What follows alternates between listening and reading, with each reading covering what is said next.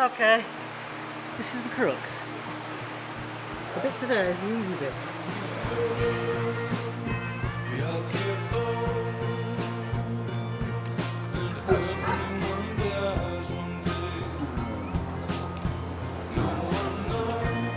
The first time that I went to Malham, I thought it looked like the easiest crag in the world, and I came back the next day and basically had a complete nightmare.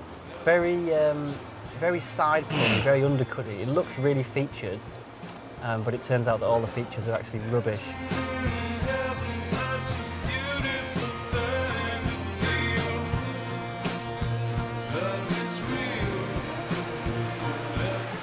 Yeah, I'll give it another go. The problem with Malham as well is the footholds are all terrible, and it takes a long time to get used to standing on footholds that you really would dismiss as kind of unusable. So I think it's got its own unique style, but yeah, it kind of brings out the best in terms of technique, I think.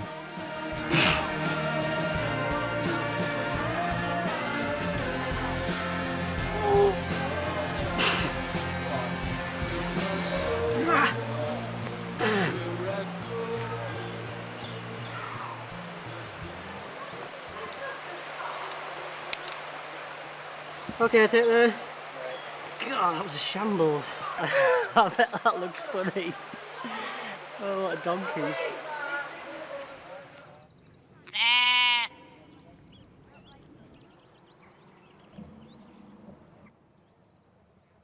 It must have been about, oh God, what, September when you were last up, and I was only just doing the crux, and it was doing my head in because I knew I could do all the route apart from that one move. But the move is now wired, the move is now sorted, and I think you could probably say I'm on Redpoint at the moment, which is quite exciting. Just trying to get a bit of recruitment.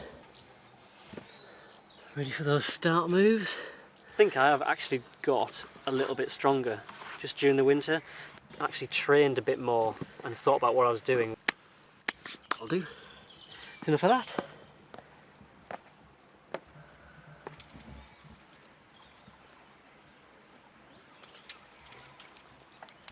Overnight was originally bolted to be one continuous route by Paul Ingham ages ago, but he found that the top bit was too hard, and I'd seen those bolts up there for a long time. Never really thought about trying it, but you know, you need a project, and it seemed like the obvious one. It's 8A plus to a bad rest, followed by a hard boulder problem, front 8A, 8A plus, maybe harder, followed by another short, hard route, about 8A plus or 8B to the top. It's flippin' hard, that's about all I can say. Come on. I think my left hand might have gone then.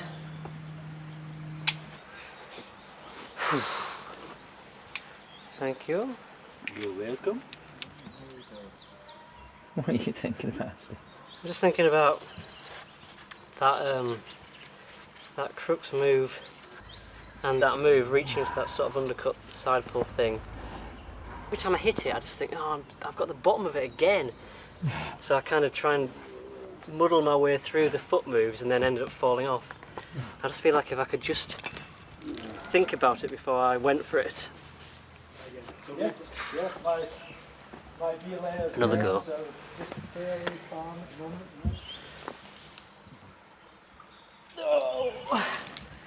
Oh God! No, I just didn't have it at all then. Didn't have the power.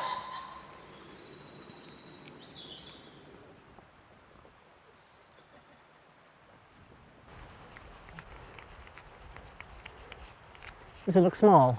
Because it bloody is. It's very small. So it's important to get it right. Because it slopes towards me, you can see when it's been warm, I've been getting that and just sliding off it. This is a weed hold. It's like a little rubbish spike. You've got to get it with those two, like that. It's quite weird. If you get it the wrong way, you can't use it properly.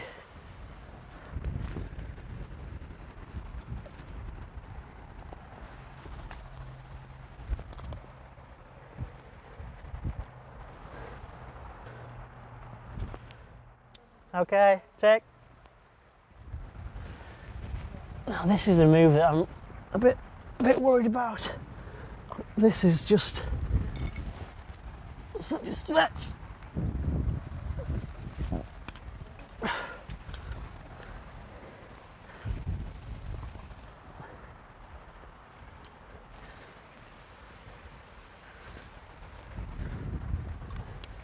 Right, let's go and check out that rest.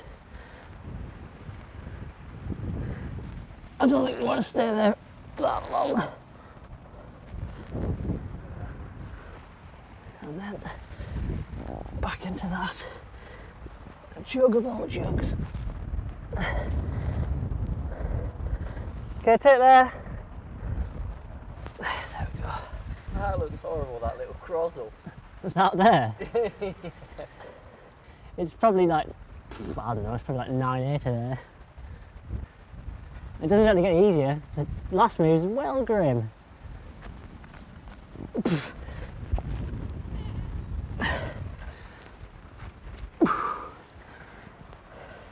That last move over is like the absolute full limit of my reach.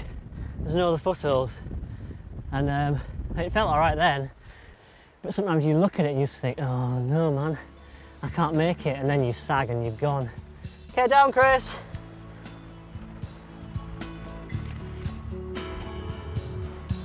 It's certainly one of the most impressive looking pieces of unclimbed rock left in this country. It will be superb when he does it, not least of which because it's the next step up, I think. It's really quite inspirational to see him working on it. Felt as though I should have done better that go, but it wasn't to be again. Redpointing. What makes him stand out as a climber? What do you think he's... Tenacity, definitely tenacity. He never says take it, he always goes for that extra move on the basis that you might get another move out of that after that. So he really hangs in there. It's very positive, doesn't get too stressed over it. No! It's taxing him a bit. It gets increasingly harder as you get in towards the 4 and a 0. No! No!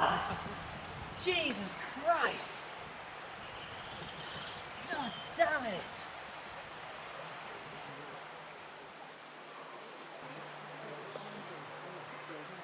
The route is as wet as it is out here, i.e. dripping. Were you disappointed after the other day? I blew it, man, and I don't know, I was a bit disappointed in it. I don't want to say it, but I definitely was a bit pissed off.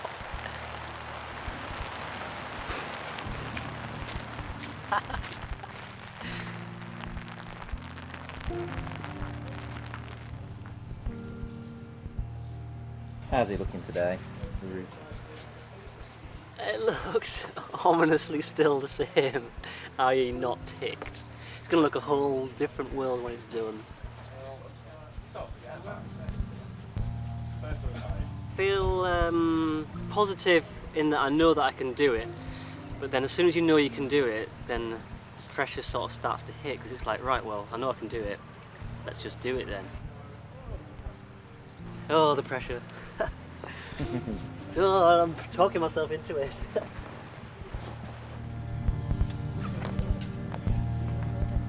It's wet again. Even wetter. I don't know whether you could climb it today. Well, you can climb it because I've just climbed the moves, but it'll make a big difference. I don't want a big difference. Not at this stage. Oh, bollocks. That's probably the worst effort I've put in for weeks and weeks. Yeah, I didn't get anywhere then, did I? From a cameraman's perspective, would have spotted redpointing. It's hard. It's starting to get hard everywhere. Fingers, shoulders, arms, biceps, head. I need to rest. I need to do it, or I need to rest off it. But I can't rest till I've done it. I can't do it till I rest. Shit.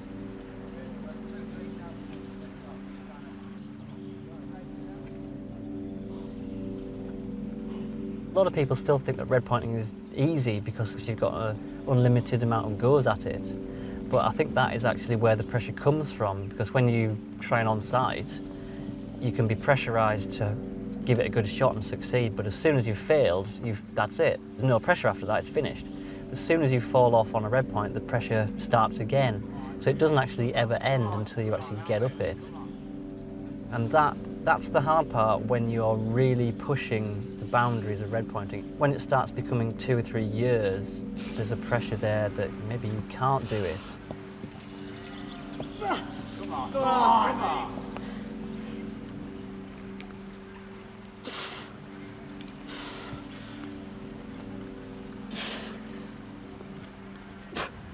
It's wet again!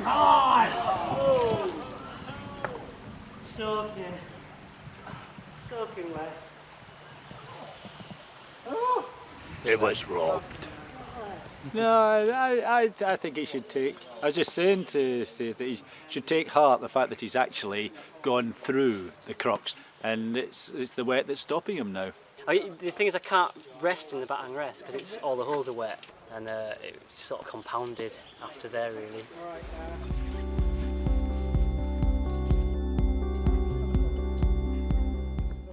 Stressing a bit over his finger, I think.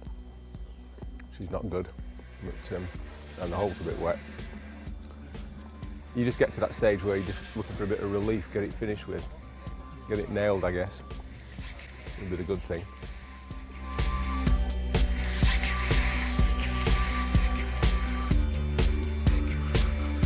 I remember watching something with Johnny Dawson years ago, and he said that you spend a whole year climbing for 1 day of pure climbing joy, pure climbing movement. I don't think I get as little as 1 day, but at the same time, you don't get many days where you've got this complete focus and total flow right from bottom to top, where there's nothing at all in your mind apart from climbing movements, and it's awesome.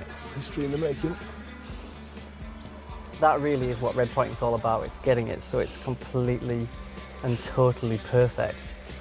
Flowing up it, just feeling like you're on an easy path all the way. Every hole you know intimately, it's like a friend, and all the moves just come together and suddenly you find yourself at the top. And that's what it's all about.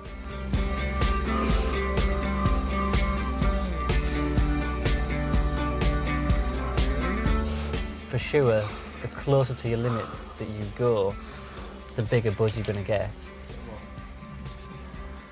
It's finding that line though.